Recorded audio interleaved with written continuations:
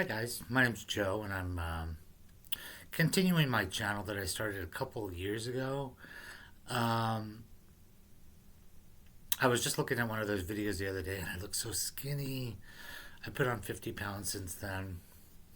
Back then, I was just like 90 days sober, and my life had definitely changed a lot at that point in time, but it's changed a lot more since then. Um, and what I wanted my channel to be about was like the definite transformation that I've had in these past 2.5 years has been unlike any other time that I got sober. And my very first video, I talked about my three different sobrieties, and you could look into that on my channel. It's called Sobriety 1, 2, 3. Um, but this time, I really felt touched by the Lord. Um, I had a spiritual awakening. I had a moment of clarity. I had, what do they call it when Paul, an aha moment? Um, I finally realized that I am lucky. I am lucky to have an addiction. I am lucky that I have gotten to the point in my life to where I turned to God and I am in his family now. And so, although it was a rough road, um, I am happier than any time I've been in my life. Basically, the major things that I went through was, well, I struggled, through my 20s and 30s and early 40s with addiction and self esteem and fear of rejection and that type of thing. But it wasn't until I turned HIV positive, and that freaked me out, and I started just this downward spiral of, oh, I thought nobody was ever going to want me, and I was going to die soon, and those things just like kept like the devil kept putting those thoughts in my head that I'm not worthy and I'm not like anyone else, and no one's gonna want me, um, and so that caused me to start drinking and abusing prescription drugs, and then eventually street drugs. Um, but it also made me a terrible neighbor. Um, People in my building didn't like me anymore because, oh, I was also a sex addict, sex and love addict. Basically, I wanted to find someone that would want me, and so, well, even before I was HIV positive, I was on Grinder like every day since it came out, and so I haven't been on Grinder since I got clean this time, so it's been over 2.5 years, and that feels great. That was bondage that I was in so tightly, but I just wanted to find someone that wanted me, genuinely wanted me. But I was so broken at the time, and I was in a broken state. So anyone else that I was going to find was going to be broken as well. I realize that now, but back then I just kept trying harder and harder. The more I didn't find it, and so that actually made me more pathetic. It had the opposite effect. Um, so so that freaked me out. Then I started to have delusions that everyone was conspiring against me, and it was almost like schizophrenic type, and I pieced together, bits and pieces of my experiences over the years, starting from I think 2014 all the way up to 2020. So it was 6 years of research for that. Um, I started thinking that they were all in on it. They were all in on it, and it was one of them. And what are they doing to me? And although some of the things that were going on could have been true, it is quite the possibility that much of what I was going through was delusional. And that's one of the things I want to focus on my channel is some of the delusions that I've had in the past and what they turned out to be. I could also talk about the delusions that turned out to be no, they were really happening. For instance, I thought the people in my building were working together against me because of the way they acted towards me and were whispering. And although they might have been to a certain degree, it's just the fact that I'm high, I'm walking through the lobby, obviously high, even though I thought I pulled it off, and all the people that I was meeting. And at the time, I thought, oh, well, it's my condo. I can have over anyone I want.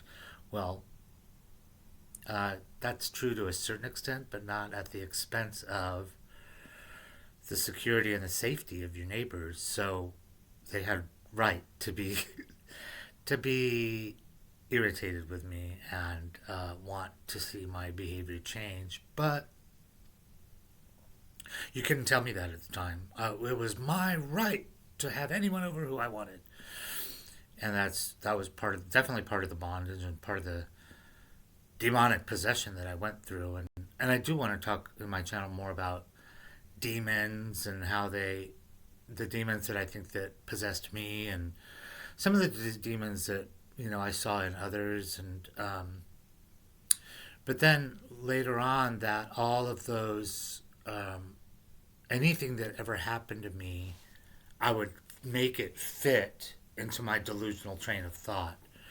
And eventually it turned out to be that I thought the Freemasons, they would recruit anyone that came, and would, like, especially if they came over to my place, they were the number one recruit.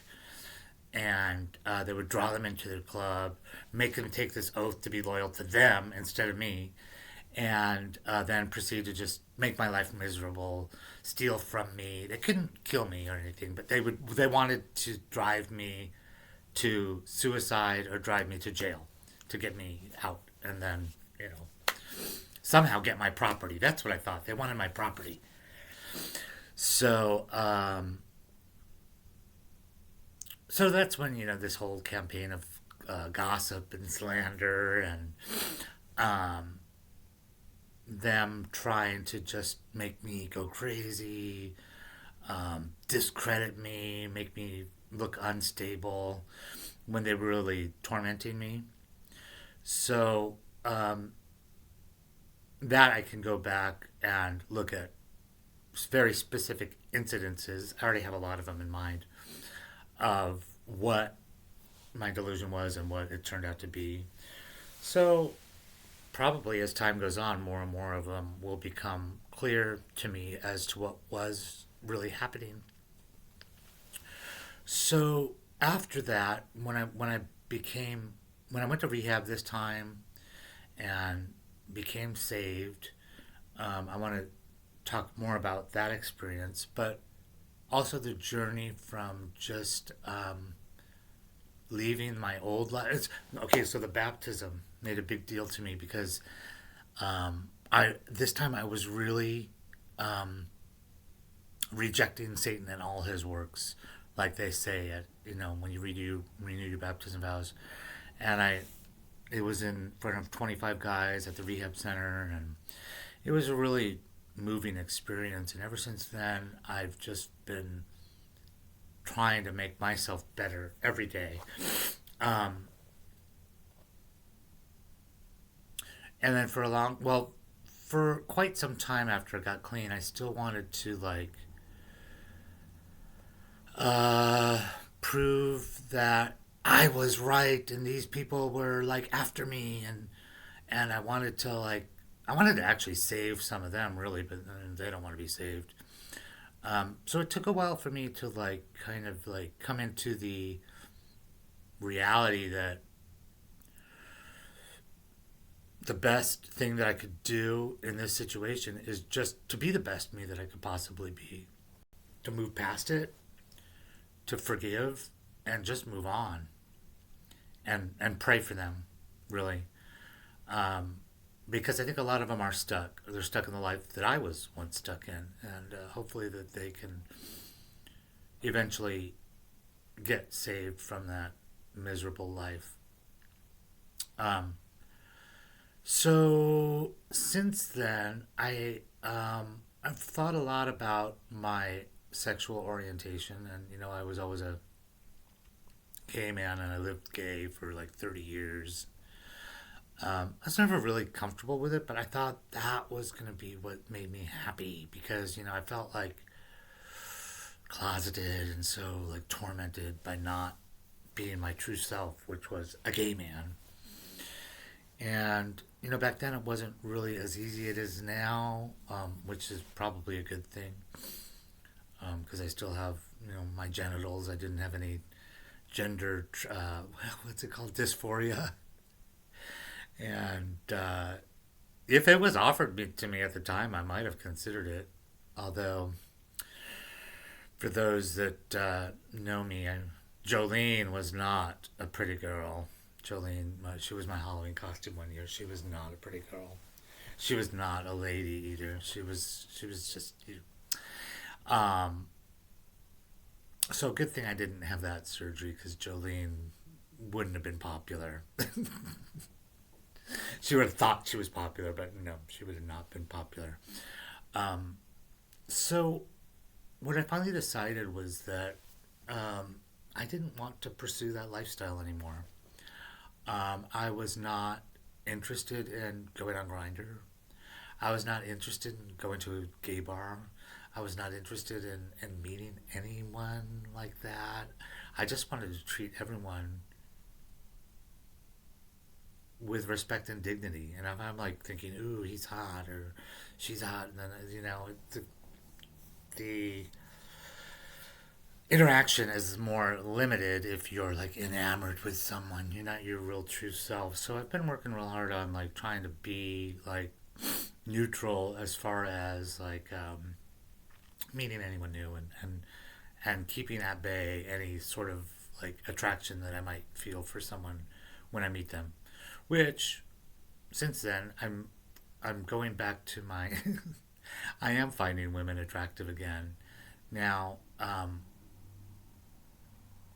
there's a difference between pursuing a gay lifestyle and struggling with same sex attraction, which I do believe that I still struggle with same sex attraction at times, but I'm not acting out upon it, and nor do I want to. Um, so that's probably the other biggest change in me. I do not want to live a gay lifestyle anymore. And for me, it was like a very, very long road. And I did go to a gay church at one point in time. It was like around 2005. Um, it was a Catholic church with kind of a gay outreach, and it was nice. And I thought that I was doing a good thing by at least showing up to church. So I do believe that I still believe I was. It was just something on my road towards God, which was kind of a bumpy road. But I think anyone that actually shows up at church on Sunday has is making a step in the right direction because so many Sundays I didn't make it to church. That's for sure. Um, and so when you're stuck in your addiction and you see someone going to church, then it hold on.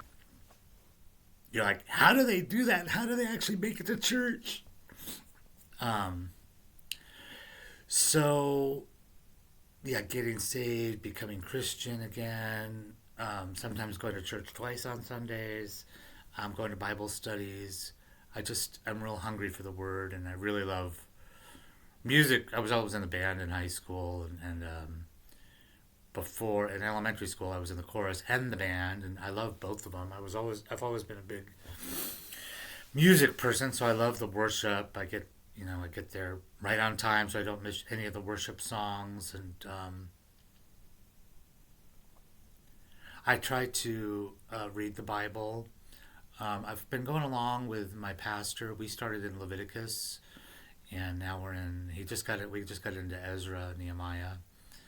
Um, but I do go to other Bible studies and read the Bible on my own. The Recovery Bible. The Recovery Bible shows how the 12 steps link to Christianity.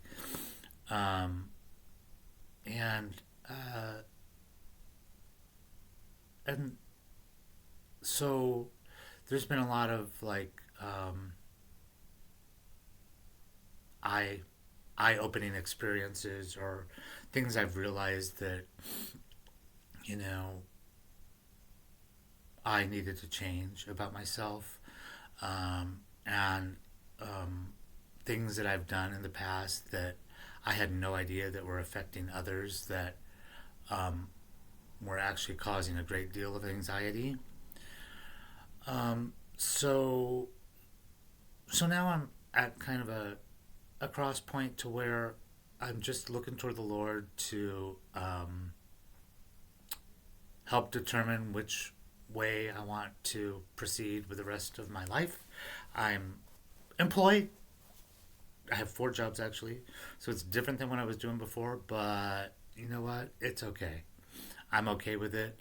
I'm happy. I'm actually living with my parents again, and I just can't wait to see what God does next in my life.